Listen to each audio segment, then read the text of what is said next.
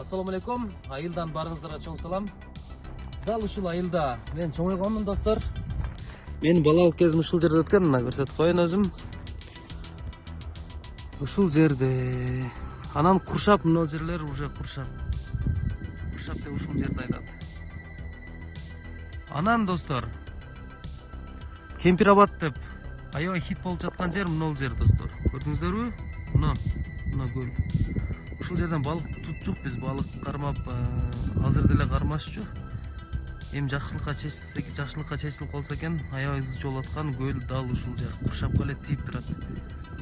Демек, бул Компровод өтүп кеткен болсо, Кемпирабад өтүп кеткен болсо, Куршап менен Өзбекстан чектешип калат экен.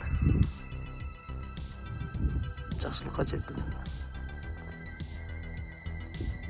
Biz четке калбайбыз. Себеби туугандар, биз сиздерге окшогон, силер шайлаган, силер алып келген, Алла Тааланын буйругу менен сиздер алып келген бийликпиз биз. Кемпирабад суу сактагычына караштуу жер эл талабы менен Өзбекстанга берилбей тургандыгын Улуттук коопсуздук комитетинин төрагасы Камчыбек Ташиев 25 апрелде Өзгөн районунда калк менен жолугушуу учурунда айтты. Ташиев Куршап элинин каалоосун четке какпай тургандыгын, элдин талабы эң жогорку талап экендигин айтып, Кемпирабадты Өзбекстанга бербейбиз деген билдирүү жасады.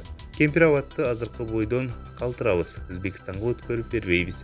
Калган иштерибизди Аксы Алабука Баткенде уланта беребиз, деди Ташиев. Ал маселе чечилгенин билдирип, нараазычылык билдирип чыккан Өзгөн элин тарап кетүүгө чакырды. Компроводты ушул бойдон калтырабыз. Азыркы бойдон. Компроводтун үстүнү жана граница кылып, ушу граница силердики деп Өзбекстанга өткүзүп бербейбиз. Эми калган иштерибизди биз Аксыда, Алабукада, Баткенде уланта берелиби? Же токтотуп коелубу? Уланта берели, туурабы?